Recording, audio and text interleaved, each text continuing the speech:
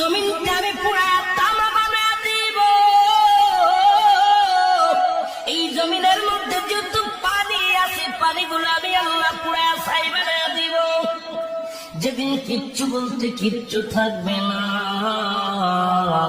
সেদিন থাকবে শুধু আমার আল্লাহ।